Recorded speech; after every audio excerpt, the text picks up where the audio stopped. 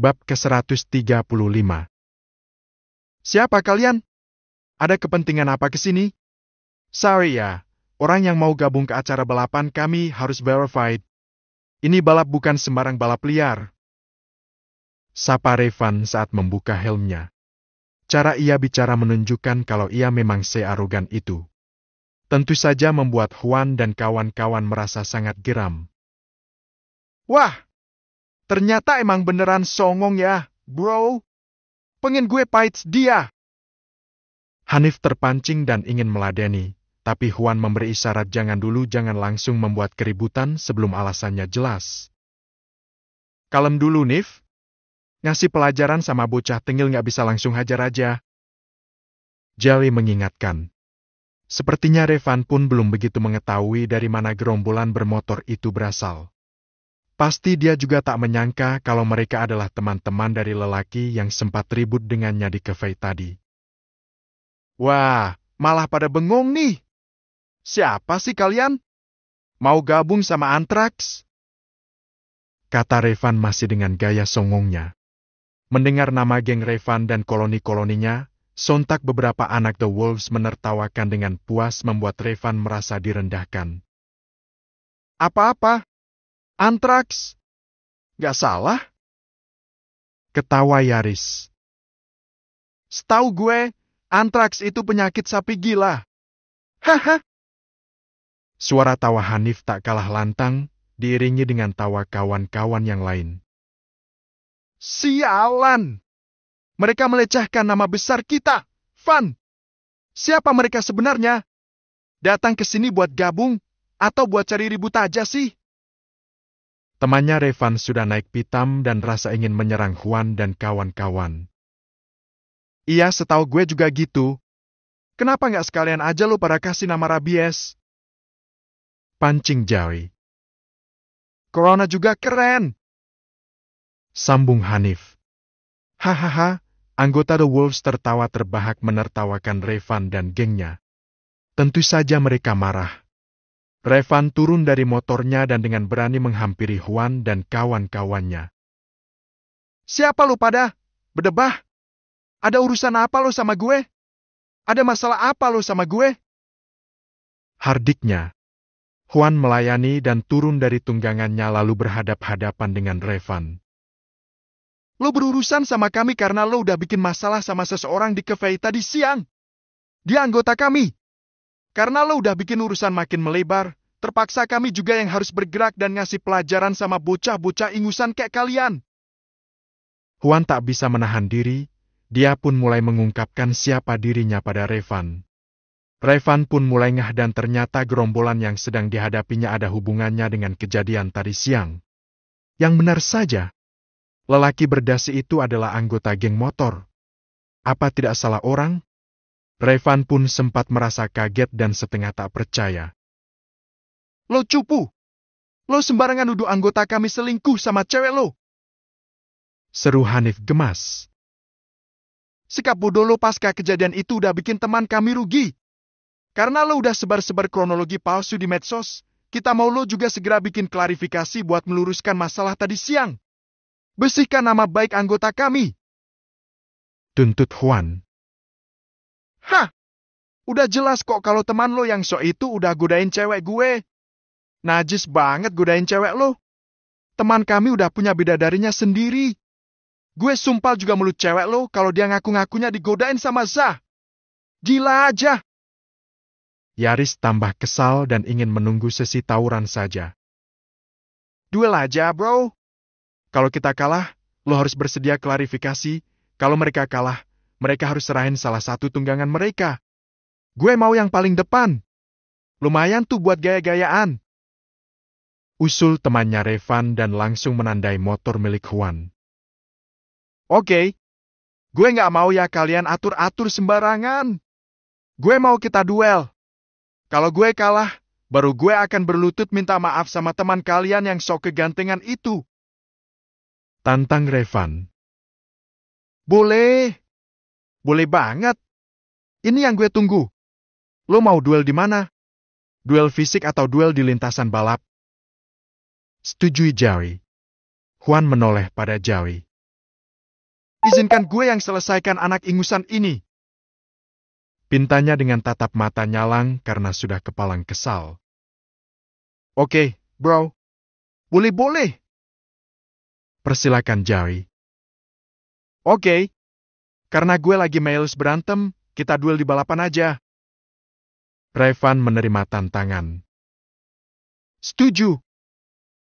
Mereka semua setuju untuk tidak membuat kekerasan. Mungkin balapan tidak akan terlalu menimbulkan masalah hukum ke depannya. Kalau mereka saling menyerang secara fisik, pasti mereka akan berujung di kantor polisi, sementara beberapa anggota The Wolves sudah memiliki istri yang pastinya sedang menunggu dengan resah di masing-masing rumah mereka. Tapi motor lo belum disetting buat balapan, bro. Bisik Jerry agak cemas. Gak masalah, gue akan memaksimalkan manuver aja. Juan tidak takut. Oke deh, kita harus yakin. Seenggaknya bikin tuh bocah tengil mau minta maaf. Kalau bisa sih sekalian minta maaf ke hadapan Shanum yang udah terlanjur salah paham. Masalahnya, Shanum juga harus diyakinin sama cewek dalam video itu, bro. Juan masih ingat kalau Safira adalah salah satu mantan teman Arsh. Sejak awal Juan tahu kalau perempuan itu memang perempuan arogan dan semena-mena. Mungkin urusan Safira bisa diurus belakangan. Pikir Juan. Yang penting sekarang kita beresin aja dulu si Anthrax nih. Emang sialan nih mereka. Bawa-bawa virus aja. Good luck, bro. Gue yakin lo pasti bisa melesat meninggalkan si bocah Anthrax. Semangati Hanif lalu memijat-mijat pundak Juan. Yang lain juga. Walaupun tawuran bisa dihindari, tapi balapan juga memiliki resiko yang tidak main-main. Barangkali Juan memang tidak menyadari kalau saat ini istrinya sedang menunggu dengan resah. Jam 11 malam dan belum ada tanda-tanda Juan pulang. Bagaimana bisa Ars tidur dengan tenang? Walaupun dia tahu kalau suaminya adalah anggota geng motor yang masih lumayan aktif, tapi Ars menyayangkan kenapa Juan seolah menghilang tanpa kabar, tidak bisa dihubungi pula. Tenang, Neng. Pak Amin lagi nyariin kok, mau dicari ke bengkel lanjut ke tempat-tempat nongkrongnya dulu. Tenangkan Biayan. Ars tak mau beranjak dari ruang utama rumah yang dekat ke pintu utama. Ars masih menantikan kepulangan Juan di sana. Iya, Neng. Jangan terlalu dipikirkan ya. Mas Juan udah biasa pulang larut. Itu kan dulu, Bi. Sekarang kan ada aku. Apa dia nggak memikirkan kalau aku di sini cemas nungguin dia pulang? Ars agak emosi dan menyambar perkataan Binunik. Iya, bukan gitu maksud Bibi. Neng, Bibi sih yakin kalau Bang Juan akan pulang dan nanti akan menjelaskan alasannya kenapa dia pulang telat, Neng. Begitu, udah ya, tarik nafas, tenangin hati, kasihan sama Dede kembar kalau Neng Arsnya nangis-nangis terus, nanti ikutan sedih juga lo di dalam perut. Sebisanya, Binunik memberi penjelasan dan pengertian untuk Ars. Karena terlalu banyak tekanan, terlalu banyak kecemasan, tiba-tiba Ars merasakan sesuatu yang buruk pada dirinya. Ada rasa sakit yang awal mulanya ia abaikan, lama-lama mulai mencengkeram ke bagian punggung dan pinggangnya serta perutnya. Semakin ia kehilangan kontrol, semakin sakit rasanya itu. Perutku kram, Bi, sakit. Akui Ars pada akhirnya karena rasa sakitnya memang sudah tidak bisa disembunyikan lagi. Tentu saja hal itu membuat Biayan dan Binunik panik. Sangat panik. Apalagi ini adalah bulan terakhir kehamilan Ars, walaupun sudah memilih prosedur operasi Caesar dan sudah dijadwalkan beberapa minggu lagi. Tapi besar kemungkinan kalau kontraksi muncul lebih awal seperti ini. Waduh, tenang ya, tenang dulu. Jangan panik. Biayan mencoba menenangkan padahal dirinya sendiri juga merasa panik. Nah kan, ini yang Bibi takutin dari tadi, Neng. Binunik tak kalah panik. Ars berhenti protes tentang Juan. Sekarang fokusnya terpusat pada rasa sakit yang luar biasa. Datangnya seperti tanpa ancang-ancang, seakan mendera dari segala sisi. Bi, suruh Pak Amin buat balik ke sini aja. Kita nggak bisa menangani ini sendirian, harus cepat-cepat dibawa ke rumah sakit aja buat menghindari hal-hal yang nggak diinginkan. Kata Biayan dan berusaha membuat Ars merasa lebih nyaman. Iya, ya, saya telepon sekarang. Ars sudah tak mampu bicara, sudah tak mampu berkata-kata. Dia kesakitan dan tak tahu apa yang saat ini terjadi kepadanya. Sabar ya, Neng. Gak usah nunggu Mas Huan, kita ke rumah sakit aja sekarang. Tapi, ini bahaya nggak buat bayi-bayi saya, Bi? Tanya Ars begitu panik. Enggak kok, enggak. Pokoknya Neng Ars jangan berpikir yang lain-lain, semuanya pasti baik-baik aja kok. Tenang ya. Ars sangat takut, takut kalau bayi kembarnya kenapa-napa. Mungkin karena berjam-jam terlalu fokus mengkhawatirkan Huan, itu semua berdampak pada kondisi kehamilannya. Bisa jadi, yang ia alami memang hanya kram, bisa jadi juga memang kontraksi awal persalinan. Ars tidak tahu dan dia hanya siap panik. Apa yang harus ia lakukan? Apa yang akan terjadi kemudian? Ars benar-benar tak bisa berpikir jernih lagi.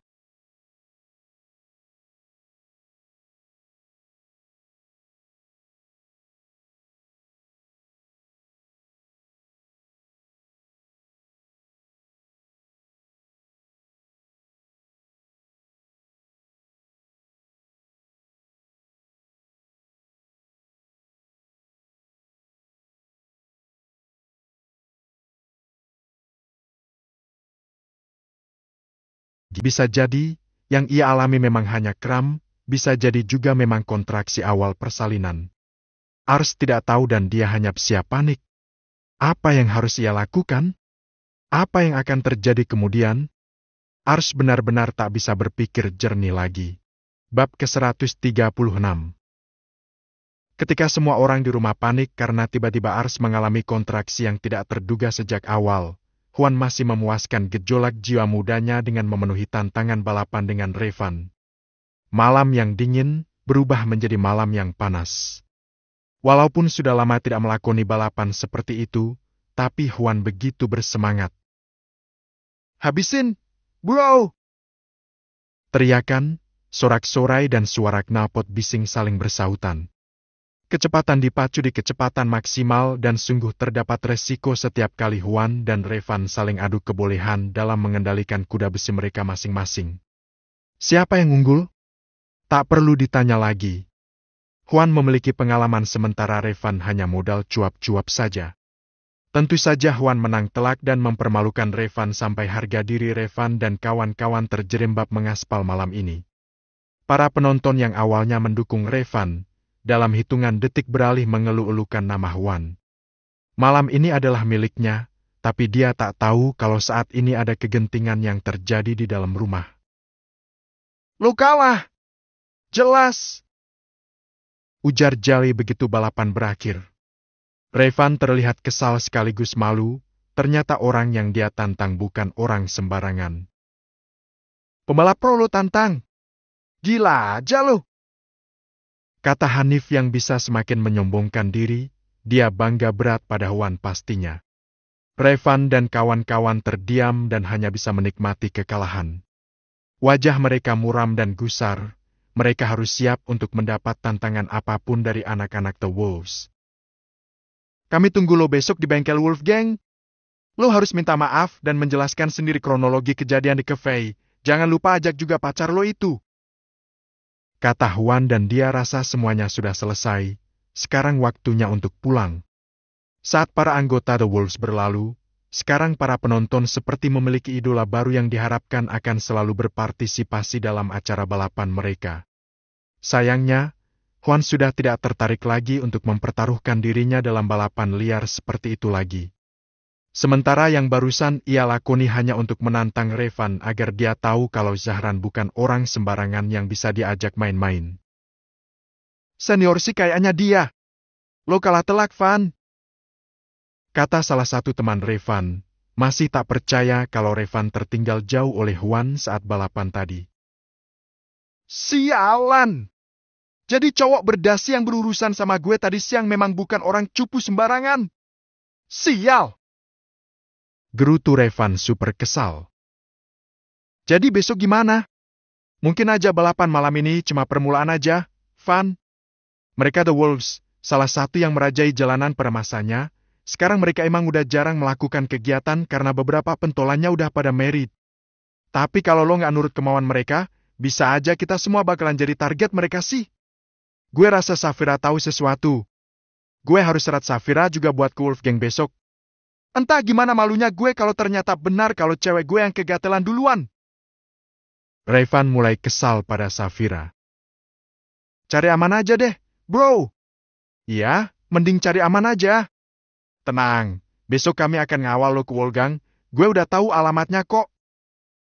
Begitulah, malam itu jiwa Huan merasa 10 tahun lebih muda. Dia merasa kembali ke masa muda yang penuh dengan gejolak. Dia nyaris lupa kalau saat ini dia sudah memiliki istri yang selalu mengkhawatirkannya. Saat ia pulang ke rumah, dengan santainya Huan melenggang masuk melewati gerbang, tapi dia disambut dengan Biayan dan super panik. Mas Huan! Panggil Biayan saat Huan baru selesai menyimpan motornya di garasi. Kenapa, Bi? Huan meletakkan helmnya di garasi juga dan bertanya pada Biayan tanpa memperhatikan mimik wajahnya. Anu, Neng Ars. Biayan agak gelagapan karena masih panik dengan apa yang terjadi pada Ars beberapa saat sebelumnya. Kenapa? Apa dia udah tidur ke kamarnya? Huan juga masih sangat santai. Enggak, Mas. Dari sore sampai malam, Neng Ars kelihatan gelisah banget menunggu Mas Huan pulang. Oh, iya sih. Salahku. Bi, aku emang ada urusan yang nggak bisa ditunda. Ponselku juga mati sejak sore jadi Aci nggak bisa nelpon aku dan aku nggak bisa kabarin Aci. Huan benar-benar masih santai. Itulah masalahnya, Mas. Neng Ars ngalami kontraksi tiba-tiba, sekarang udah dibawa ke rumah sakit sama Pak Amin juga sama Binunik. Barulah Huan stuck terdiam terpaku dengan perkataan dari Biayan itu. Huan merasa sangat tertampar dengan itu. Beneran, Bi? Kapan? Jadi maksudnya gimana? Huan auto panik.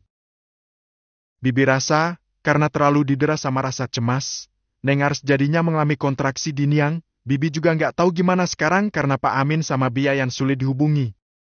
Tadi Pak Amin agak telat sih datangnya karena lagi nyusulin kamu, Mas. Entahlah, dari tadi Bibi juga cuma bisa kirim doa walaupun Bibi nggak bisa pungkiri kalau Bibi juga takut cemas sama keadaan Neng Ars saat ini.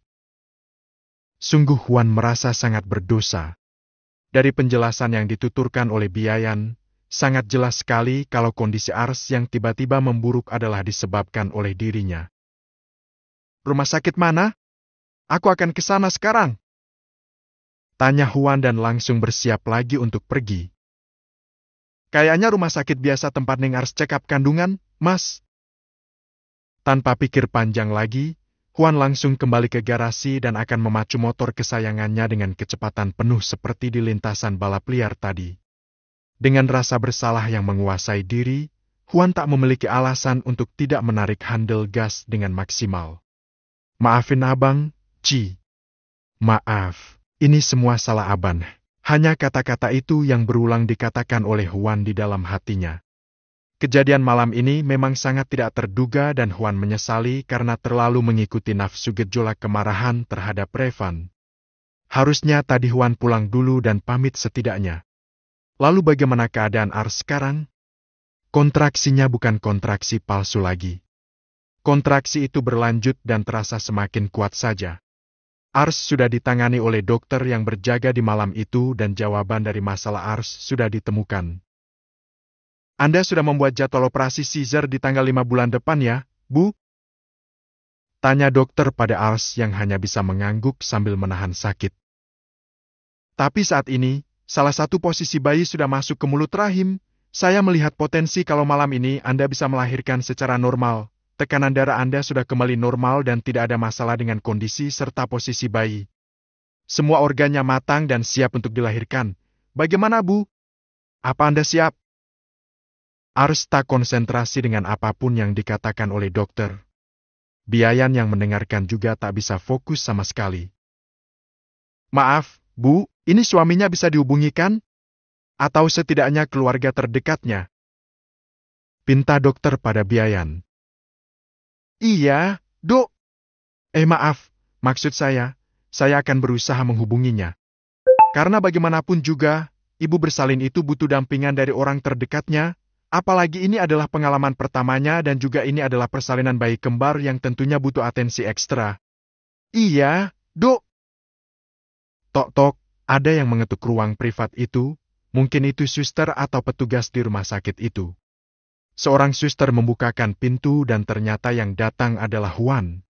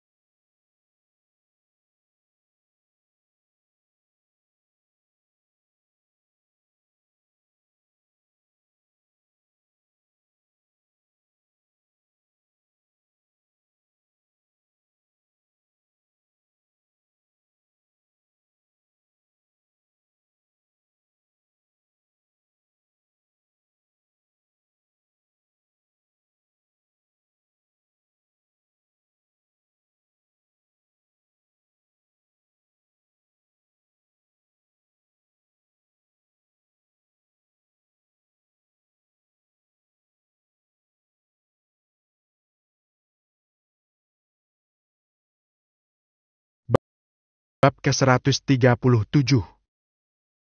Untuk sejenak, Ars lupa akan rasa sakit itu. Dia menoleh ke arah kedatangan Juan dan tak pernah ia sekesal ini pada suaminya. Ars marah dan kecewa. Dia menganggap penjelasan akan menjadi percuma sekarang. Tak bisa dipungkiri kalau kepanikan yang berakhir di ruang bersalin malam ini adalah dimulai dengan kelalaian Juan yang terlambat pulang tanpa alasan dan tanpa kabar secuil pun. Ci! Juan begitu panik lalu mendekat dan agak menggeser posisi seorang suster yang sedang memasang selang infus di tangan Ars. Ars memalingkan wajah dan dia ingin bertahan dengan rasa kecewanya untuk beberapa saat sampai hatinya puas. Belum lagi, rasa sakit mendera berkali-kali dan dia merasa kalau sakitnya terasa begitu berlipat-lipat. Gimana awalnya? Apa yang terjadi sama kamu? Maafin abang karena nggak standby di dekat kamu ya. Ucap Juan. Sekarang terlihat ada rasa sesal di raut wajahnya. Tapi Ars sama sekali tak ingin menatap ke arah Juan. Ditunggu saja ya, Bu, nanti kami akan cek secara berkala. Para perawat beranjak meninggalkan ruangan yang dingin itu. Masih ada serangkaian fase yang harus dilewati dan Ars harus sabar menghadapinya. Di dalam ruangan itu hanya tertinggal Juan dan Ars, juga Biayan yang memutuskan untuk pergi keluar ruangan agar tidak mengganggu momen kebersamaan Juan dan Ars. Ci, gak usah pulang sekalian, ujar Ars kesal. Maaf, Ci, abang lupa gak ngasih tahu kamu dulu kalau abang ada masalah mendadak yang harus diselesaikan. Sialnya, ponsel abang juga mati. Gak kepikir buat ngicari dan tahu-tahu malam udah makin larut. Ya udah sekalian aja gak usah pulang. Pergi sana. Urus masalah kamu itu, selesaikan sampai tuntas. Gak usah peduli sama rasa cemasku. Gak usah peduli sama keadaan aku. Ars benar-benar marah dan dia menangis dibuatnya. Dua jenis rasa sakit bersamaan menyerah sekujur raga dan seisi hati Ars saat ini. Perasaannya menjadi lebih rapuh. Dia merasa Juan tidak peduli dan segala perhatian serta cinta yang telah Juan curahkan selama ini menjadi terasa sangat percuma. Ci, please. Abang jelasin ya. Kata Juan meminta kesempatan untuk menjelaskan. Ars menggelengkan kepala dan fokus pada persiapan persalinannya. Juan sangat menyesal. Dia juga belum mendapat penjelasan dokter, apakah kondisi Ars dan calon bayi kembarnya mendapat masalah sehingga harus melahirkan secara normal dan maju cukup jauh dari jadwal operasi? Ya Allah, sakit! Rintihnya dengan suara yang pelan. Tapi Huan bisa dengar. Sabar ya, apa yang bisa abang lakukan buat kamu? Huan masih berusaha mencairkan hati Ars. Ars tidak mau jawab, bahkan saat Huan hendak menyentuhnya, Ars menolak dan menghempas tangan Huan begitu saja. Ci, please. Tapi Huan tidak akan menyerah. Dia sama sekali tidak tersinggung. Justru Huan merasa semakin bersalah. Tok. Aci! Sampai akhirnya Nana datang.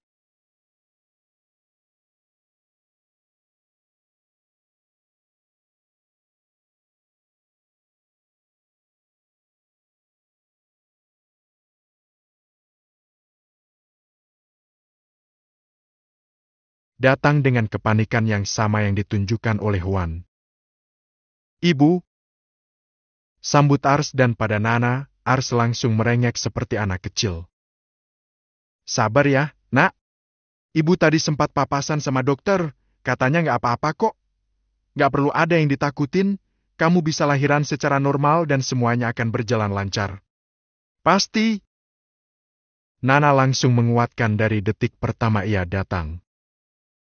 Apa emang sesakit ini, Bu? Badanku rasanya terbakar.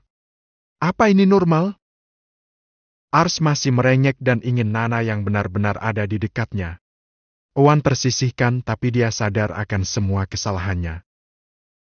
Memang kayak gitu, Ci, banyak-banyakin doa aja. Relax, jangan tegang, oke? Gak bisa. Kayaknya aku bisa bertahan lebih lama lagi. Ini terlalu sakit. Ci? Ayo dong! Mana Aci yang ibu kenal? Yang selalu semangat dan selalu sabar menghadapi segala jenis rasa sakit? Apalagi ini adalah sakit yang akan berbuah kebahagiaan, kamu tahu sendiri kan? Setelah melewati semuanya, si kembar yang kita nantikan akan segera hadir di tengah-tengah kita semua. Ars berpegangan kuat pada Nana dan Ars masih menyimpan kekesalannya pada Huan sehingga dia ingin menghukum Huan dengan mengabaikannya seperti ini. Huan sudah cukup merasakan sanksi itu. Dia merasakan penyesalan yang teramat sangat dalam karena dicuekan oleh istrinya. Apalagi di momen krusial seperti ini. Nak Huan baru kesini juga ya? Tanya Nana pada Huan. Iya, Bu. Udah makan? Tanya Nana lagi, penuh perhatian pada menantunya. Sebenarnya belum, tapi Huan jawab sudah karena Huan tak ingin beranjak dari sana. Nana pun mengetahui kalau ada sesuatu yang tidak berjalan baik di antara putri dan menantunya. Nana tahu kalau Ars itu selalu bermanja pada Huan apapun yang terjadi, tapi kali ini Ars lebih condong bermanja pada dirinya. Tidak. Nana tidak boleh membiarkan hal ini berlangsung lama. Di saat-saat genting seperti ini, Ars harus mencurahkan segala perasaan dan keluh kesahnya pada Huan. Ci, ibu keluar dulu bentar ya. Pamit Nana. Loh, kok gitu? Belum juga 5 menit loh ibu di sini. Protes Ars. Sebentar kok. Nak Wan bisa gantiin ibu buat ngusap-ngusap pinggang kamu biar kamu merasa baikan. Kata Nana. Huan semakin respek saja pada Nana. Walau tanpa bicara, Nana sepertinya sudah tahu kalau di antara Huan dan Ars ada kelas di malam yang penting ini. Bu. Rengek Ars begitu manja karena tak mau ditinggalkan. Kasian lo biayan di luar sana sendirian. Ibu sekalian mau beliin minum buat Nak Huan. Biar kalian berdua sama-sama relax, oke? Makasih banyak, Bu. Ibu nggak usah cemas. Ars aman kok sama saya. Kata Huan dengan penuh semangat. Ya, ibu percaya sama kamu, Nak. Ars malah kesal. Padahal kan Ars mau marah lebih lama pada Huan. Nana beranjak. Huan segera sigap menggantikan. Huan melepaskan jaketnya dan mencuci bersih tangannya di wastafel kecil yang ada di sudut ruang. Ayo dong, jangan marah. Maafin abang, kalau kamu mau, abang akan berlutut di kaki kamu sampai kamu benar-benar maafin abang. Bujuk Huan sambil memegangi kedua tangan Arsh. Gak usah. Please. Ia dimaafin. Walau dijawab dengan ketus, tapi itulah yang Huan inginkan. Lagi pula saat ini Arsh sangat membutuhkan sentuhan Huan. Setelah memberi maaf, akhirnya Arsh lebih leluasa lagi berpegangan pada Huan. Huan bisa merasakan betapa sakit dan getirnya yang Arsh alami saat ini. Huan fokus. Tadinya ingin bertanya pengalaman menemani istri bersalin pada Zahran atau Jerry, tapi benar-benar tak ada waktu. Bahkan dia tak peduli walaupun ponselnya mati sejak tadi sore. Liliana dan Adiaksa juga belum diberi kabar karena orang-orang fokus dan terlalu panik pada keadaan Arsh. 2 jam kemudian, proses persalinan berlangsung. Bayi pertama lahir pada jam 1:32. Yang pertama lahir adalah bayi laki-laki. Huan merasa sangat kacau bercampur bahagia tapi juga masih diselingi dengan rasa kalut panik segala macam. Dia baru tahu kalau proses melahirkan itu memang semenengangkan itu. Selang 15 menit, tepatnya pada jam 1:47 bayi kedua menyusul. Dan sekarang di ruangan itu ramai dengan suara tangisan bayi yang saling bersahutan. Sepasang bayi kembar cewek-cowok telah lahir dengan keadaan sehat sempurna tanpa kurang sedikit pun. Arsh sendiri tak menyangka kalau keduanya akan lahir secepat ini, bahkan dengan proses persalinan normal yang tidak direncanakan pada awalnya. Huan merayakan kelahiran kedua putra-putrinya dengan syukur yang dan tangis bahagia yang pecah bersama dengan tangis haru Arsh dan tangis lantang si kembar. Selamat ya, keduanya sudah lahir dengan sempurna. Bayi pertama dengan bobot 2,1 kg dan panjang 48 cm, sementara bayi kedua lahir dengan bobot 2 kg dan panjang 47 cm. Untuk sementara waktu, akan memerlukan perawatan khusus di NICU sampai mencapai berat idealnya ya. Tapi Mam bisa langsung memberikan ASI eksklusif akan jauh lebih baik bagi keduanya. Terima kasih banyak, Dok. Hanya Huan yang menjawab karena Arsh sudah kehabisan tenaga. Kedua bayi itu dibawa kepada Arsh dan membiarkan keduanya bersentuhan langsung dengan sang mama. Bayi-bayi itu sangat mungil, kecil dan rapuh. Huan merasa tak kuasa menahan tangis haru. Dia juga tak menyangka bisa melantunkan azan untuk keduanya padahal Huan tak memiliki pengalaman melantunkan azan sebelumnya. Waduh! Pas malam Siwan balapan, istrinya malah udah masuk rumah sakit buat lahiran. Jali membawa kabar saat bengkel baru buka. Wah! Serius? Terus sekarang gimana? Tanya Yaris ikut antusias. Apalagi Hanif. Hanif sangat antusias sampai speechless dan tak bersuara. Seketika hatinya merasa cemas pada Arsh. Alhamdulillah anak-anaknya udah lahir dengan selamat. Sepasang, bro. Bahagia banget pasti si Huan. Keren ya, sekali produksi bisa langsung 2. Jali begitu senang mengabarkan kabar bahagia itu. Alhamdulillah. Sumpah seneng banget dengernya. Hanif juga merasa senang. Dia lega karena Arsh sudah melewati masa-masa menegangkan itu. Wah, hebat kamu, Arsh. Selamat ya, semoga hidup kamu makin bahagia. Semoga Huan makin sayang sama kamu. Itulah doa tulus yang dipanjatkan oleh Hanif. Hanif menyukai Arsh sejak pertama ia bertemu. Hanif juga sempat menggoda Arsh sebelum akhirnya Arsh didekati oleh Huan. Tak masalah bagi Hanif. Dia merasa Huan memang lebih pantas dan lebih layak untuk Arsh. Setelah beberapa bulan berlalu pun, Hanif masih menyimpan cinta tulusnya pada Arsh, tapi tak berharap apa-apa selain kebaikan untuk Arsh sendiri. Foto bayinya udah diup di grup? Gemes gue, jadi pengen lihat. Bentaran lagi kan gue juga bakalan punya bayi. Kata Yaris lalu mengecek handphonenya. Gak dipost di grup. Tapi si Huan ngasih kabar tadi subuh. Ini udah pada ramah aja kayak pasar nih grup. The Wolves kedatangan keponakan baru, seneng banget nih orang-orang. Kata Jerry. Gue nggak sempat buka grup sih. Ayah, ramu banget nih. Hanif juga memeriksa ponselnya setelah menyiapkan semua keperluan bengkel. Setiap ada bayi lahir, pasti para anggota akan merayakannya. Tentunya mereka juga berharap kalau mereka akan segera menyusul kebahagiaan Zahran, Juan, Jali, dan Yaris. Terus, urusan sama si Antrax gimana, bro? Tanya Yaris. Dia ingat kalau hari ini mereka akan menyeret Revan dan kawan-kawan untuk meminta maaf pada Zahran dan Sanum. Mereka biar kita aja yang handle. Kasihan si Zah, sampai sekarang katanya masih didiamin sama Sanum. Haha, tapi kok gemes ya? Gak kebayang deh si Zah merana banget dikacangin sama bininya. Jali membuat lelucon agar pagi itu tidak terkesan tegang. Merana banget pastinya. Si Zah kan udah bucin akut sama Sanum. Semalam bini gue juga cerita, katanya Sanum nangis-nangis curhat karena video itu, pasti Sanum kecewa sih. Sialan emang tuh anak-anak sapi gila. Kalau diizinin sih, biar gue yang jitak kepala tuh anak songong. Kata Hanif ikut gemas. Boleh dah. Entar kalau dia udah minta maaf, baru lo boleh jitak tuh anak. Gue juga mau sih. Seenggaknya sampai isi kepalanya bener. Begitulah. Kejadian tegang semalam menjadi kabar bahagia yang menyebar dan sampai pada semua orang. Selain itu, masih ada satu urusan yang harus diselesaikan. Jawi dan kawan-kawan akan menghandlenya.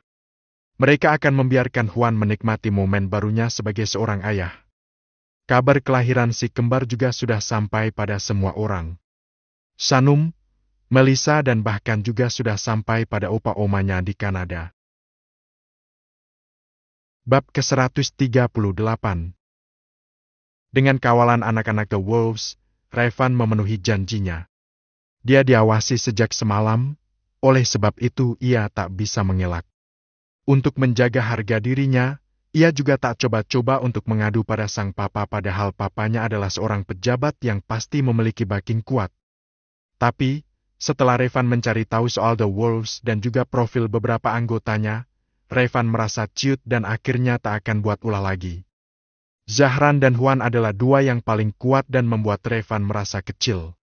Dia sadari kalau dirinya hanya anak kemarin sore sementara para anggota The Wolves adalah senior yang telah malang melintang di dunia geng motor, ya walaupun sekarang sebagian besar udah fokus dengan keluarga masing-masing. Selain Revan, Safira juga diintimidasi sejak kemarin dan akhirnya mau untuk meminta maaf dan memberikan klarifikasi langsung pada Sanum. Sejak kemarin sampai ke pagi harinya, Sanum marah pada Zahran. Hatinya agak tertutup dan tak ingin mendengar penjelasan dari Zahran apalagi setelah ia tahu kalau wanita di dalam video adalah Safira. Ketakutan yang telah lama Sanum simpan di dalam hatinya kembali terusik mengingat kalau Safira adalah perempuan gatal yang cukup percaya diri menggoda Zahran kala itu. Dan siang ini, mereka datang dengan kawalan anak-anak The Wolves. Halaman rumah kediaman Zahran Arayan Prayoga saat ini ramai dengan orang-orang itu. Beruntung Arkana sudah berangkat ke sekolah sehingga Arkana tak perlu melihat ini semua. Karena kalau Arkana lihat, pasti dia akan kepo tanya ini itu. Maafkan saya memang memanipulasi video itu. Saya akui, kalau suami kamu nggak memulai keributan, Mbak. Tapi saya yang memancing keributan kemarin. Ucap Revan begitu kuyu. Dia duduk berdampingan dengan Safira di hadapan Sanum di teras rumah, dan para anggota The Wolves menjadi saksi. Hai, Mbak Sanum. Mungkin Mbak Sanum masih ingat sama saya? Kejadian kemarin memang banyak dimanipulasi. Maaf karena sudah membuat Mbak Sanum salah paham.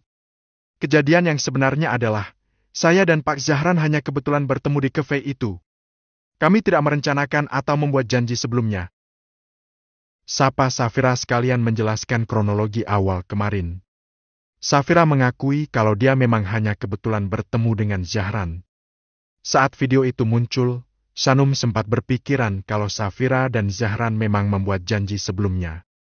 Pikiran itu sempat mematahkan kepercayaan Sanum terhadap Zahran. Tapi sekarang, perasaan dan pikiran Sanum sudah lebih tenang. Dia sudah lebih mampu menggunakan akal sehatnya lagi, tak seperti kemarin saat pikirannya kalut dan hanya dikuasai oleh rasa kecewa dan dijajah oleh rasa curiga. Apa Mbak Sanum mau mendengarkan kronologi kejadian yang sebenarnya? Tanya Safira pada Shanum. Sikap pongah sekejap hilang karena ia takut dengan para anggota The Wolves yang standby mengawasi dirinya. Jelasin aja, silakan. Dan Shanum bersikap begitu dingin, tidak seperti Shanum yang biasanya. Baiklah. Jadi, kemarin siang, saya emang sudah membuat janji dengan Revan di cafe itu.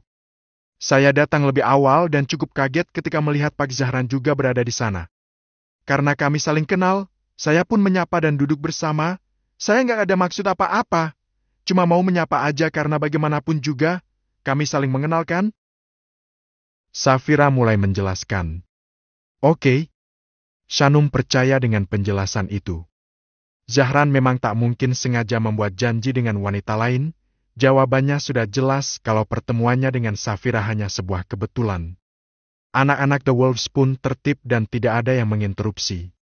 Mereka sangat menghormati Shanum dan selalu bersikap manis setiap kali di hadapan Shanum. Padahal di dalam hati, Hanif dan kawan-kawan tak tahan ingin menjita kepala Revan. Setelah itu, barulah Revan datang dan bikin gaduh. Mungkin inti dari semuanya adalah salah paham. Revan terbakar api cemburu sehingga tak menerima penjelasan dan langsung menuduh kalau Pak Zahran itu sedang menggodaku. Lanjut Safira. Shanum tidak suka bagian yang itu. Di dalam hati ia julid. Kepedean banget. Kalau dipikir-pikir, gak mungkin Bang Zahran menggoda kamu. Emang dasar pikiran aku kemarin lagi negatif banget. Tapi syukur sih, akhirnya dia mau jujur dan sekarang perasaanku jadi lebih baik. Aku harus minta maaf sama Bang Zahran karena udah diemin dia semalaman. Aku gak mau dengar penjelasan dia. Pasti dia kepikiran banget. Shanum merasa sudah menemukan titik terang dan berangsur menyadari kalau sikap diamnya terhadap Zahran adalah sesuatu hal yang sangat salah. Masih ada lanjutannya kok, Mbak. Silakan dilanjut. Ucap Shanum dengan wajah yang dingin. Ya, karena Revan terus memprovokasi, akhirnya terjadilah keributan itu. Salah saya adalah mengabadikan kejadian itu tanpa melerai keduanya. Itulah cerita lengkapnya, Mbak. Sekarang sudah jelas dan kronologi yang sebenarnya adalah seperti itu. Makanya sok kecakepan. Saya nggak mungkin repot-repot kelahi demi perempuan lain. Dia udah punya bidadarinya sendiri. Celetuk salah satu anggota yang gemas. Iya benar. Kalian anak bau kencur jangan coba-coba menjatuhkan nama teman kami. Kalian nggak akan hidup tenang kalau kalian nekat berulah lagi. Lanjut yang lainnya. Udah. Kayaknya udah clear nih. Kata Jali yang menjadi penengah dan pengawas saat itu. Jadi intinya begitu, Mbak. Ini semua salahku dan salah Revan. Sama sekali bukan salah Pak Zahran. Maafkan kami. Ucap Safira mengakui kesalahannya. Iya betul, ini semua salah kami. Lanjut Revan. Oke, dimaafkan. Sahut Shanum tanpa banyak basa-basi walaupun masih dengan sikap yang dingin. Tak seperti Shanum yang biasanya yang selalu ramah dan menebar senyum pada setiap orang. Terima kasih banyak, Mbak. Oik-oik, ada suara tangis bayi terdengar di dalam rumah. Pasti itu suara tangis Ataya yang sedang dijaga oleh Yayub di dalam rumah.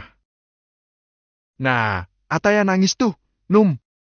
Gi samperin, masalah udah clear, kan? Kata Jari. Iya, Bang. Makasih banyak ya. Klarifikasi ini bikin perasaanku lebih yakin kalau Bang Za nggak mungkin memulai semuanya. Ucap Shanum mulai bersikap cair saat bicara pada Jari. Harusnya sih kamu percaya sejak awal. Hei. Ya, akunya yang terlalu berpikiran negatif. Begitulah, Bang. Nggak apa-apa. Wajar kok.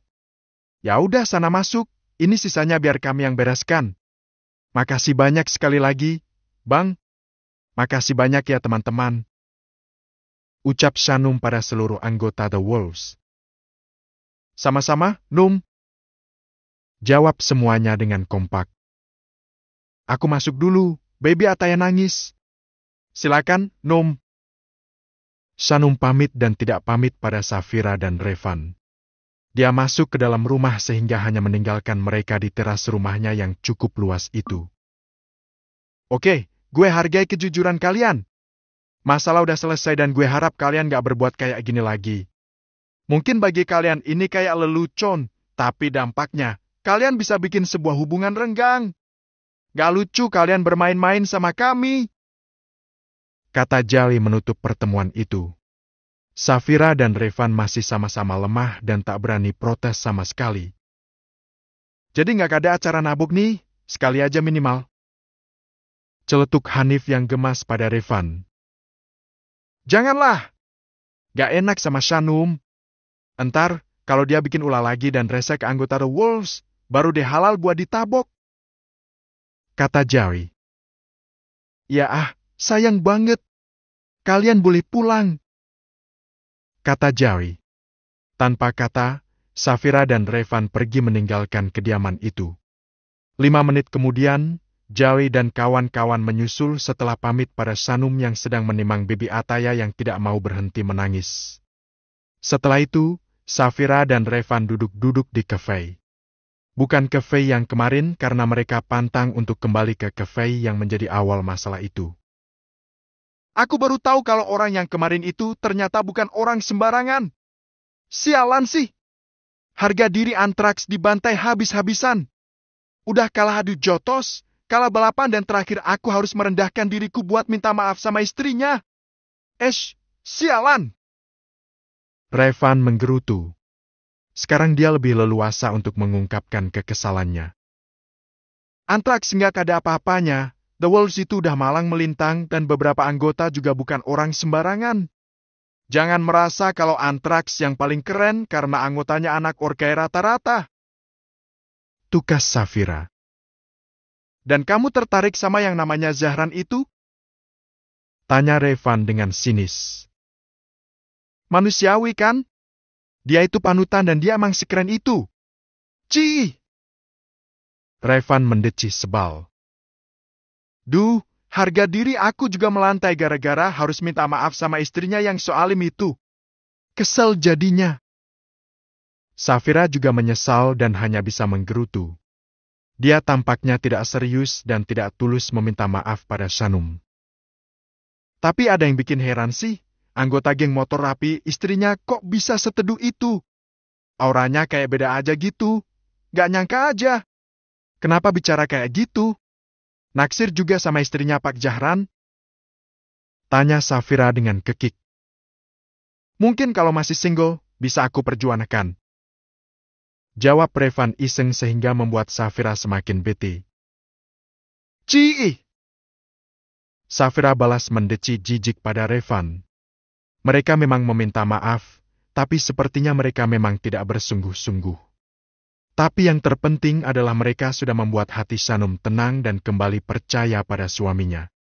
Setelah itu, sekarang giliran Shanum yang merasa bersalah pada Zahran. Dari hari kemarin, sampai ke pagi tadi, Shanum bersikap sangat cuek dan dingin pada Zahran. Setelah mengetahui kebenarannya, kini Shanum merasakan sesal di dalam hatinya. Jika hanya meminta maaf via telepon, rasanya tidak etis. Fix, Shanum harus mendatangi Langusin ke kantor. Sekalian menengok bayi kembar Ars di rumah sakit. Ibu istirahat aja di sini, aku diantar sama Pak Denny kok. Kata Shanum yang sudah menyiapkan tas milik Bibi Ataya, tak lupa juga tas bekal berisi makan siang untuk suaminya. Kamu kerepotan gak? Tanya Yayuk. Enggak kok, Bu, aku bisa sendiri. Aku sekalian mau kasih kejutan buat Bang Zah. Nanti kalau Arkana pulang sekolah, tolong bilangin kalau aku gak akan lama. Iya, Num. Shanum memantapkan niatnya untuk meminta maaf sambil memberi sedikit kejutan untuk suaminya. Kedatangan Shanum yang tanpa mengabari terlebih dulu pasti akan membuat Zahran terkejut, apalagi Shanum datang dengan Bibi Ataya. Melewati lobi kantor, Shanum dengan santainya berjalan sambil mendorong stroller dengan pesona yang membuat banyak orang tertarik untuk memperhatikannya. Dibantu sopir pribadinya, Shanum langsung pergi menuju ke lantai teratas di mana ruangan suaminya berada. Selamat siang, Bu. Selamat siang. Saat tiba di lantai itu, Banyak orang menyapa Shanum dengan hangat. Shanum menukas dengan senyum manis ciri khasnya. Pak Zahran sedang ada di ruangannya kan? Tanya Shanum pada salah satu staf.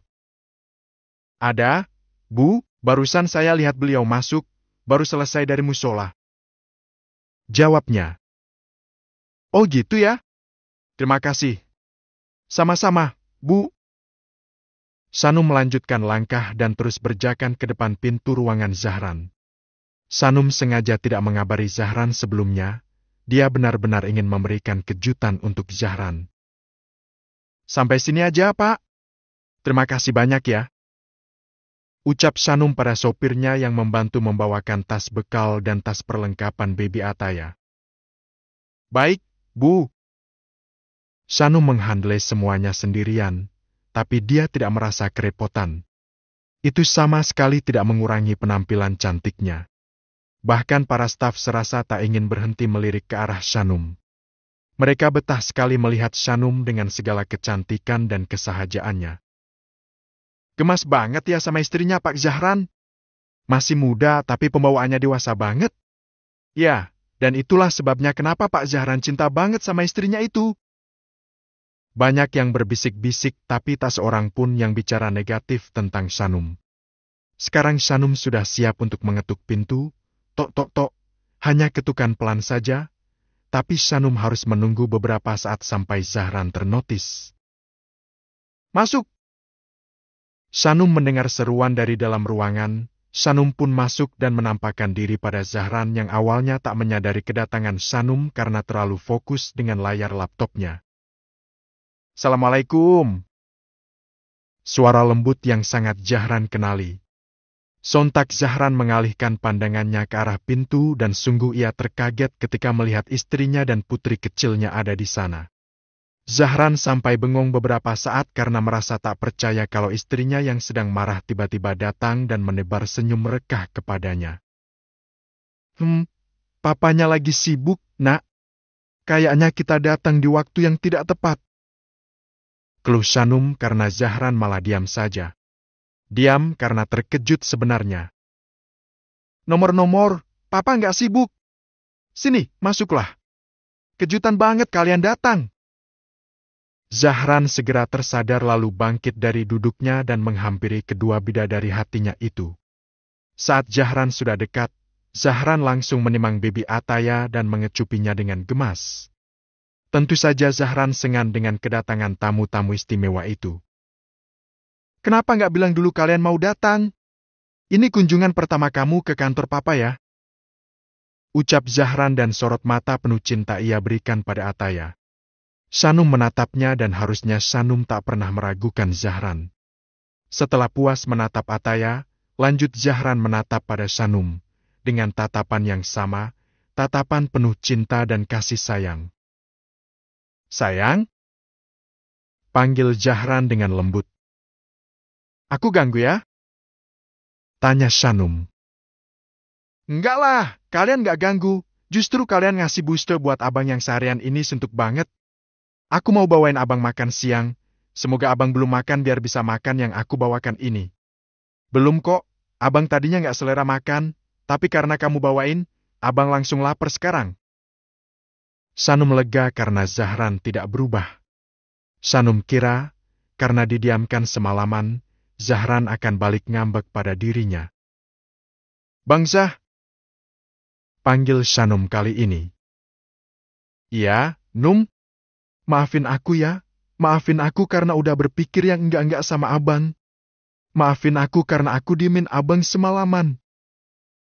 Senyum Zahran semakin rekah. Betapa ia bahagia siang ini. Kedatangan Shanum dengan kata maafnya adalah hal yang membuatnya auto semangat lagi. Kamu gak usah minta maaf, abang yang harusnya minta maaf karena udah bikin kamu salah paham. Enggak kok, semuanya udah clear.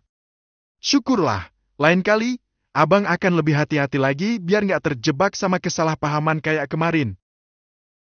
Shanum mengangguk sambil tersenyum dan mereka pun menikmati siang bersama di dalam ruangan itu.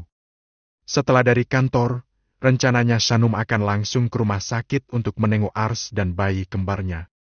Zahran meminta Shanum untuk menunggu sampai pekerjaannya selesai karena Zahran juga ingin sekalian memberi selamat pada Huan dan Arsh.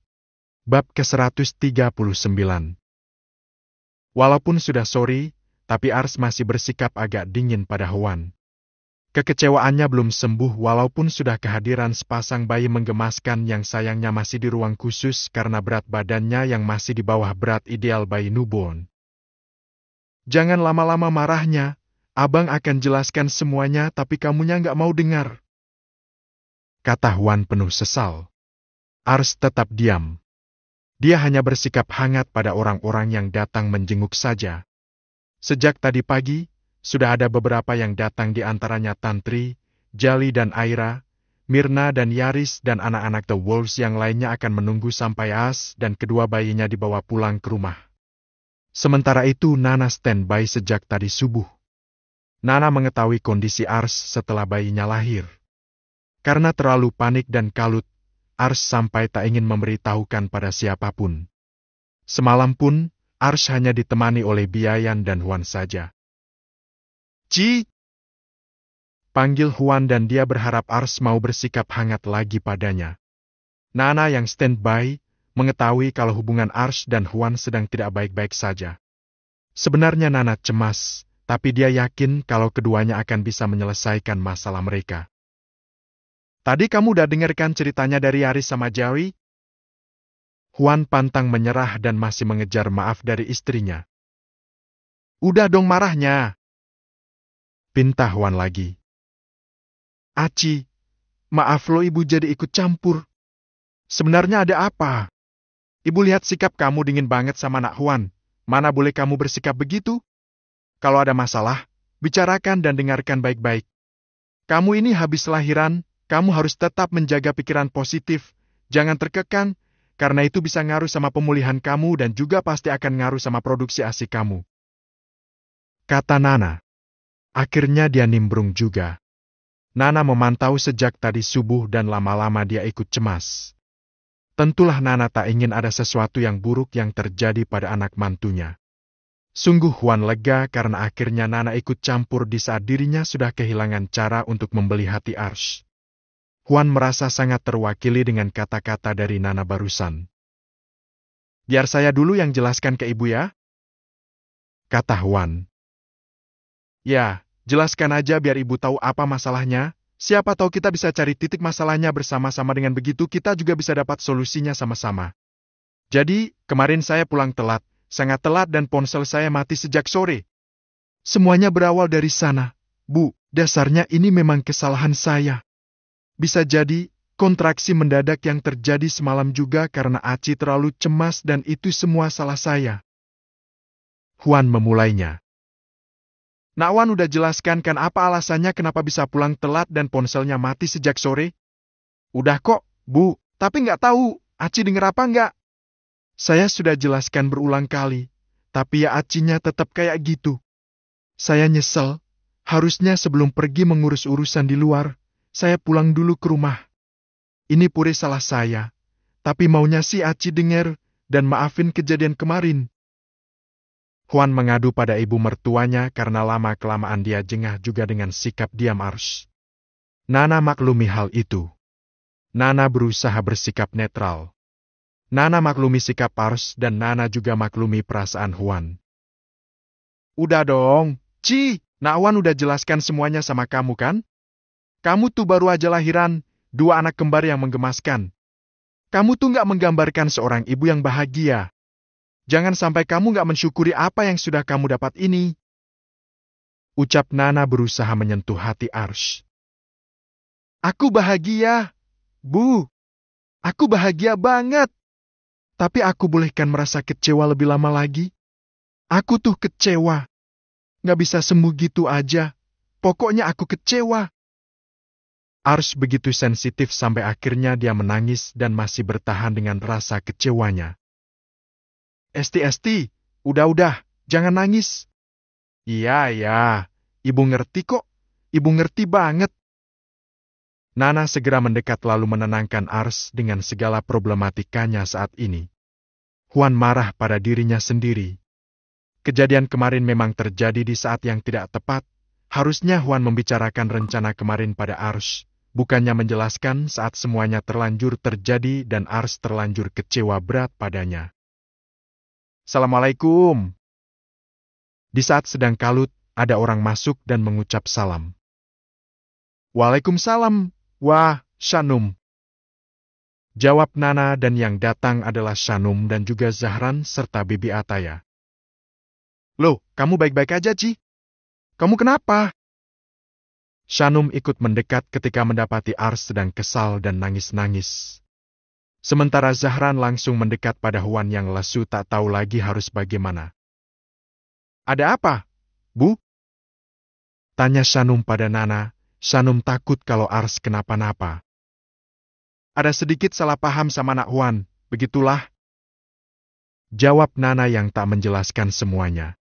Shanum jadi ingat kalau kemarin Huan mewakili The Wolves untuk menantang Revan, sehingga tadi pagi Revan datang untuk meminta maaf pada Shanum soal kejadian 2 hari yang lalu. Ci, ini ada hubungannya sama aku kok. Apa karena Bang Huan telat pulang sampai larut kemarin? Tanya Shanum penuh sesal. Kok Mbak Shanum tahu? Tanya Ars agak terisak. Iya, aku tahu karena ini memang ada kaitannya sama masalah video yang sempat beredar 2 hari lalu. Yang pernah kamu tanyain waktu itu loh. Nah, karena pelaku penyebaran video itu nggak ada etikat baik buat menghapus videonya, jadi anak-anak The Wolves negur sekaligus nantang dia. Aku juga baru tahu tadi pagi kalau Bang Huan sama teman-temannya baru nyelesain masalah itu kemarin malam. Duh, gimana ya cara jelasinnya? Tapi yang pasti, Bang Huan tuh nggak keluyuran sembarangan. Ada kaitannya sama aku, jadi ini salahku. Ci, maafin aku ya. Panjang lebar Shanum mencoba menjelaskan semuanya. Shanum sangat menyesal karena masalahnya telah menimbulkan masalah lain di antara Ars dan Huan. Sungguh Shanum menyesal akan hal itu. Ini salah saya juga, Ars. Maafkan saya. Ucap Zahran kemudian. Dengan besar hati, Shanum dan Zahran mengakui kesalahan mereka karena membuat masalah perkelahian dengan Revan serta masalah peredaran video itu menjadi melebar dan menimbulkan masalah baru di antara Ars dan Huan. Ars melirik ke arah Huan dan Huan tidak berusaha membela diri lagi. Huan pasrah saja, hanya berharap kalau Ars mengerti dengan apa yang sudah dijelaskan oleh Shanum. Maafin Bang Huan ya, duh, aku jadi ngerasa bersalah banget deh. Please maafin Bang Huan. Setelah itu maafin aku sama Bang Zahran. Kalian ini baru aja jadi orang tua lo. Harusnya kalian bersukacita sama-sama. Maafin aku ya, Ci. Shanum menunjukkan rasa sesal yang sesungguhnya. Lama-kelamaan hati Ars terketuk dan setelah mendapat penjelasan dari sumber utama, akhirnya Ars luluh dan sadar kalau sikapnya pada Huan sudah sangat berlebihan. Ars melirik ke arah Huan dan menatapnya dengan tatapan yang dalam. Bab ke-140. Neisen dan Nala adalah nama dari sepasang bayi kembar yang baru lahir itu. Neisen berarti berkah dari Tuhan dan Nala berarti jantung hati. Dua-duanya adalah berkah dan jantung hati bagi kedua orang tuanya yakni Huan dan Ars. Dan juga bagi orang-orang terdekat yang sangat menantikan kelahiran keduanya dengan penuh sukacita.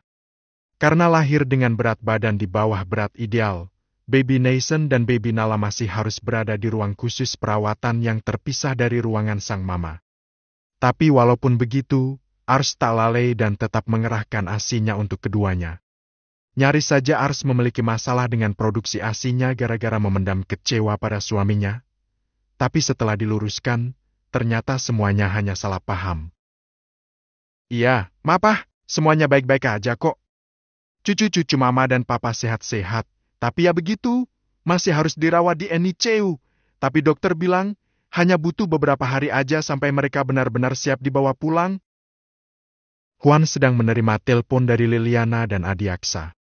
Terhitung sudah belasan kali keduanya menghubungi Huan dan Ars. Tentu saja mereka sangat antusias dan excited. Malahan, Liliana berencana akan pulang minggu ini dengan tujuan untuk menemani Ars lahiran. Tapi baby twins malah lebih dulu lahir sebelum nenek dan kakeknya datang. Jaga mereka baik-baik ya. Awas lo, kamu nggak boleh abai. kamu nggak boleh lalai sedikit pun. Ingatkan Liliana begitu protektif. Iya, Mam. Nanti kalau kamu antar Ars ke NICU, tolong visi Papa kalau boleh. Papa mau bertatap muka sama mereka walaupun cuma lewat video call. Iya, Pah. Ya udah, sampaikan peluk cium Mama buat Ars, Nathan dan Nala. Iya. Ketika obrolan berakhir, Juan kembali fokus memperhatikan istrinya yang lebih banyak tidur. Pasti dia lelah dan perlu memulihkan kondisi tubuhnya kembali.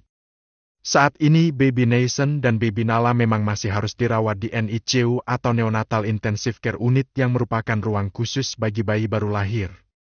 Juan mengusap kening Ars lalu mengecupinya. Proses persalinan normal yang melelahkan membuat Ars lebih banyak tidur setelahnya. Juan mengalami hal yang luar biasa pada momen itu.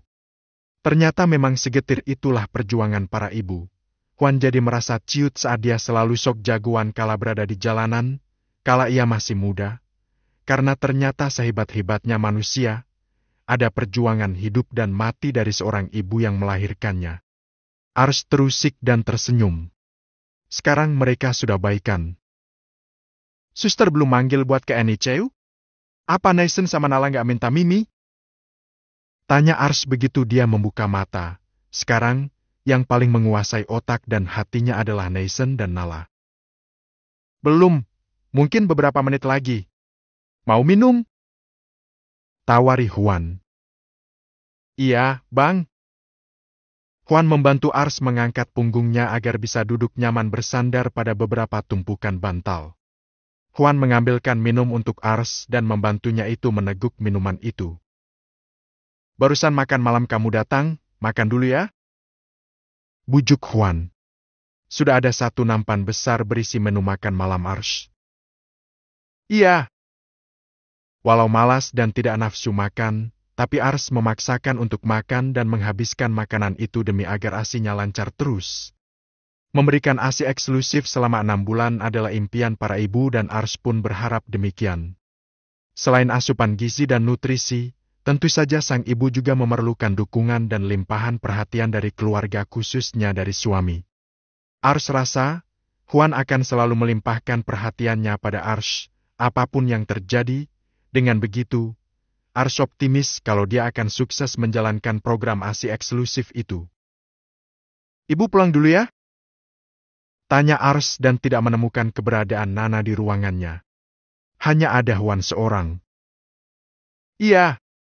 Belum lama, tapi dia akan segera kembali.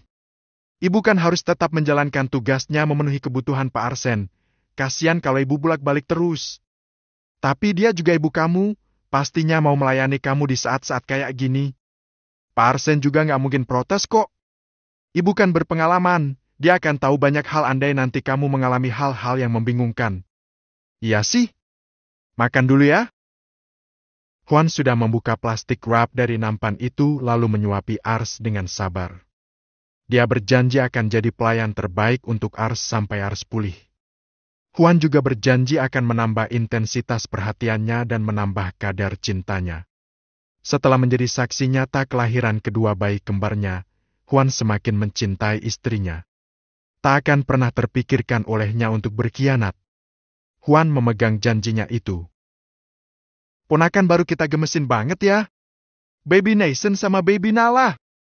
Sayangnya tadi kita cuma bisa lihat dari luar ruangan NICU aja. Sedih sih. Tapi mereka pasti akan segera keluar dari ruangan itu, dengan begitu kita bisa segera meluk mereka. Melissa begitu antusias bercerita soal si kembar. Sore tadi, Melissa dan Neres baru menyempatkan diri untuk mengunjungi Ars di rumah sakit. Sayangnya mereka tak bisa ikut momong keduanya karena terbatas oleh ruang khusus itu. Neres mendengarkan setiap cerita yang Melissa ceritakan, lalu kemudian Neres agak cemas. Cemas kalau Melissa akan merasa hampa lagi karena tak bisa mendapat keturunan secepat dan semudah orang lain. Kalau nanti kita punya baby, aku punya banyak nama yang udah aku persiapkan. Gemes deh. Sayangnya, suara Melissa mulai melemah dan mulai tak seantusias lagi. Barangkali Melissa mulai sadar kembali kalau harapannya masih cukup jauh untuk digapai. Secepatnya, Mel. Secepatnya. Tetap berdua dan tetap usaha. Oke? Tapi Neres senantiasa menangani momen seperti itu.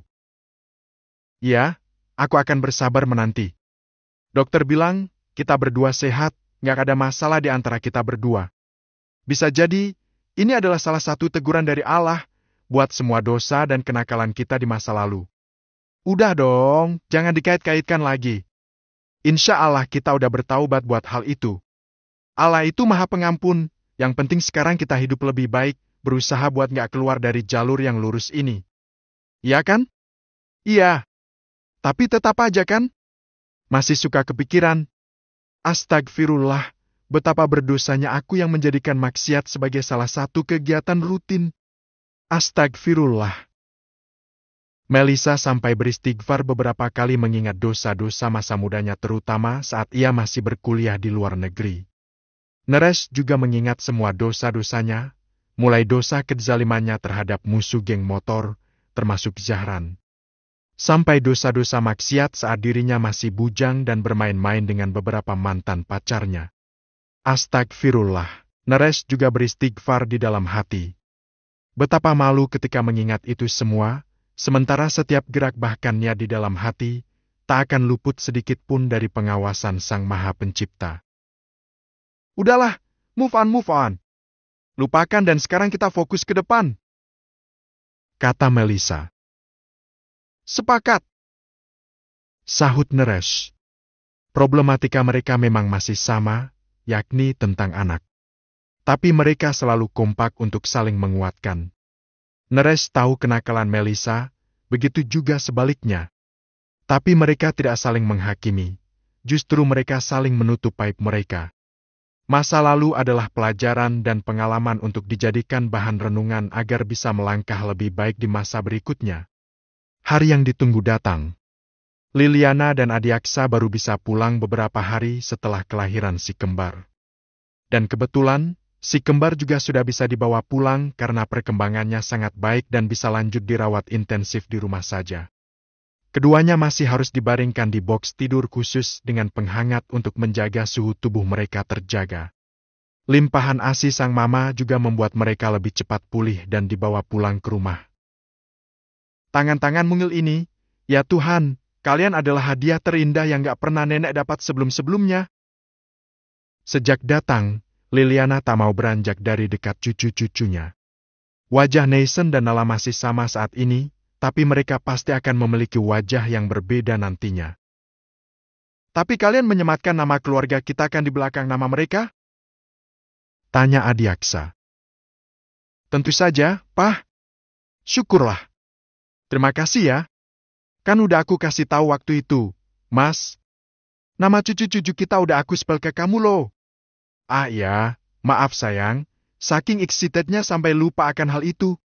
Nih ingat baik-baik ya, kek. Aku abang, lahir lebih dulu daripada adek. Namaku Natanagaza Pranata. Dan ini adek, lahir 15 menit setelah abang Nathan.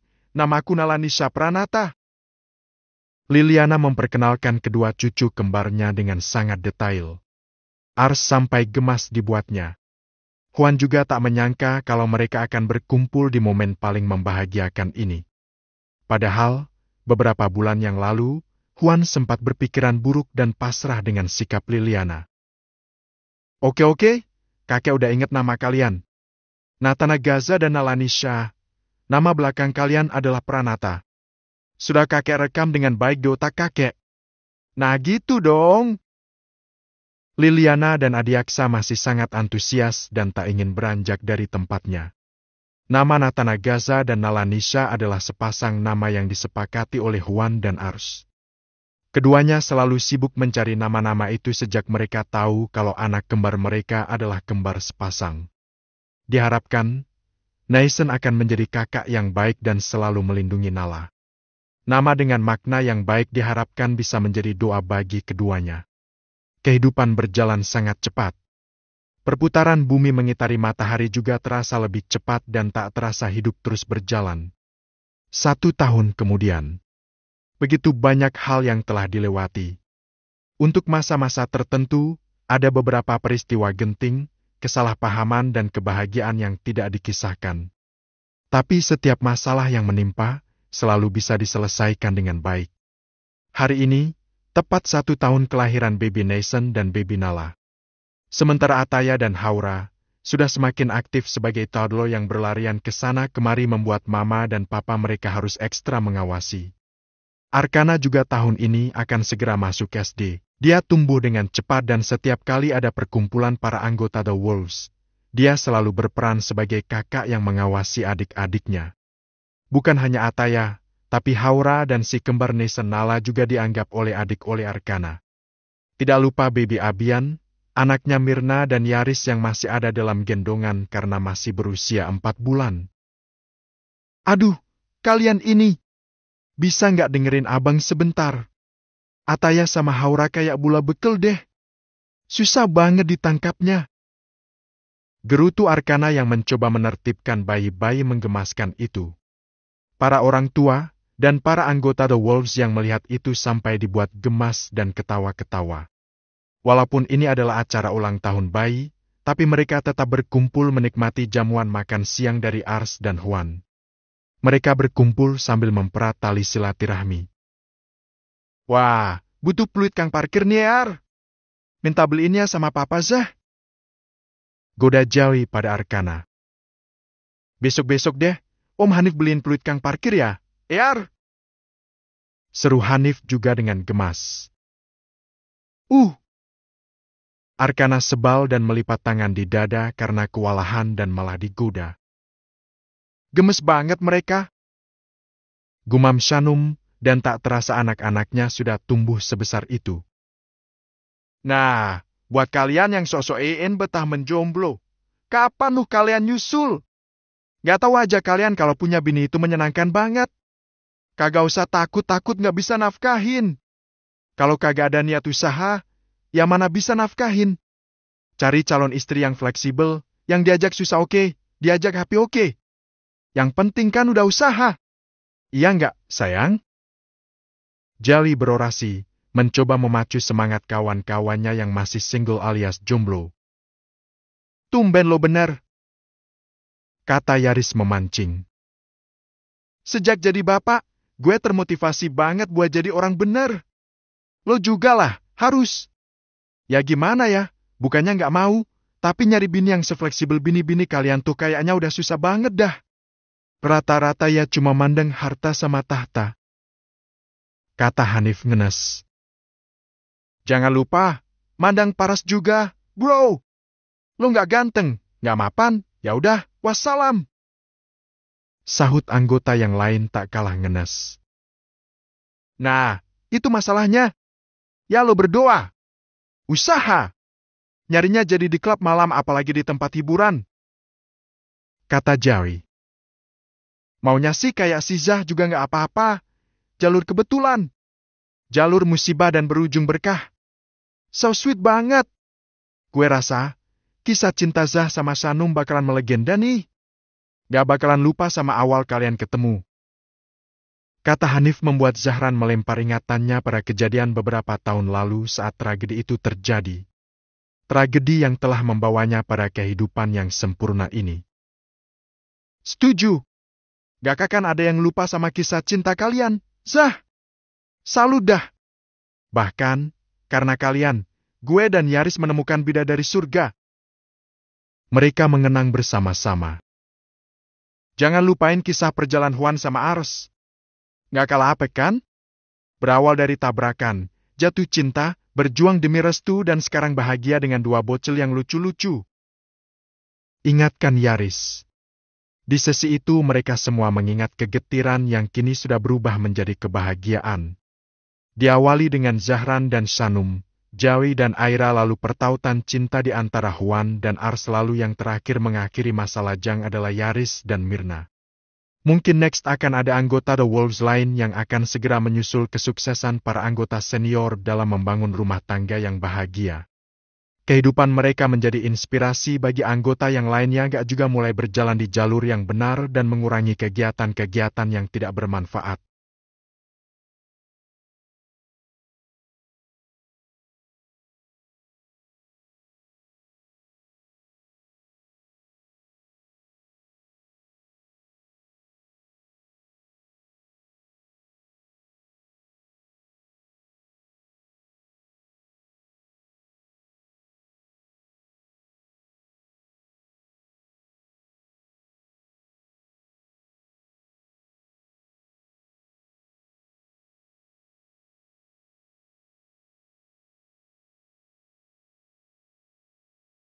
Bab ke-141. Setahun belakangan, Juan dan kawan-kawan memperluas usaha bengkel mereka. Yang awalnya hanya bengkel kecil di atas sebidang lahan, sekarang mereka sudah mampu membeli bangunan di sisi kanan-kiri bengkel sehingga bengkel Wolfgang menjadi salah satu bengkel terbesar dan terbaik di wilayah itu. Selain memiliki fasilitas yang lengkap, pelayanan terbaik, mereka juga memberi dispensasi pada setiap ojek online atau pedagang keliling yang servis di bengkel mereka. Setiap hari Jumat juga ada diskon 30% untuk setiap pelayanan. Selain niat usaha untuk mencari nafkah, mantan anak-anak berandal itu juga menebar kebaikan lewat usaha mereka. Beberapa anak-anak The Wolves yang kompeten di bidang teknik mesin direkrut sehingga mereka memperluas lapangan pekerjaan. Begitulah, mereka yang dulu dicap sebagai pembuat onar, sekarang sudah maju beberapa langkah ke depan dengan niat baik yang terpatri di dalam hati. Dan yang paling berjasa secara finansial adalah Juan. Dia akhirnya menerima tawaran sang papa untuk suntikan modal yang jumlahnya tak main-main. Adiaksa tak menyesali walaupun Juan tak menjadi konsulat atau pegawai pemerintahan seperti dirinya, Adiaksa merasa kalau Juan menikmati usahanya saat ini. Lagi pula, Ars juga tidak pernah memprotesnya. Hanif melihat seorang bapak paruh baya mendorong motornya. Di jok motor ada sebuah cooler box, barangkali bapak itu penjual es keliling. Bapak itu terlihat lelah, berdebu dan berkeringat. Hanif maju 2 langkah dari pelataran bengkel untuk menghampiri bapak-bapak yang semakin dekat itu. "Kenapa, Pak?" tanya Hanif menyapa. Bapak penjual es itu berhenti di hadapan Hanif sambil mengelap peluh di dahinya beberapa kali.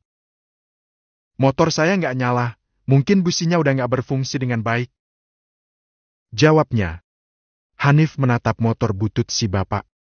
Selain masalah busi, pasti ada masalah yang lain juga. "Ya udah sini saya bawa ke dalam, biar saya cek apa saja masalahnya," kata Hanif. Bapak itu malah terlihat meragu. "Tolong turunin dulu kotak esnya ya," kata Hanif. "Enggak lah, Nak. Nanti aja." Bapak itu malah menolak. "Loh, terus gimana? Bapak mau dorong-dorong ini sampai mana? Saya bisa atasi kok, Satset, biar Bapak bisa lanjut jualan lagi. Hari ini saya belum menjual satu pun dagangan saya. Belum ada duit. Nanti aja, kalau dagangan saya udah laku, saya balik ke sini. Katanya di sini ada diskon buat para pedagang kelilingnya." Hanif merasa sangat kasihan. Sudah siang begini dagangan si bapaknya ternyata belum laku. Tak terbayang bagaimana lelahnya berkeliling dan belum mendapat uang sama sekali, sementara anak-anak dan istrinya menunggu di rumah. Sejak Zahran mengenal Sanum dan anggota lainnya menemukan jantung hati mereka, para anggota The Wolves yang lain juga semakin memiliki empati dan kepekaan sosial. Hanif langsung merasa kasihan pada bapak itu. Tubuhnya yang kurus, wajahnya yang lelah, dan dagangannya yang tidak laku adalah hal-hal yang membuat Hanif tidak bisa diam saja. "Ya udah nggak apa-apa, ayo masuk, hari ini gratis buat Bapak.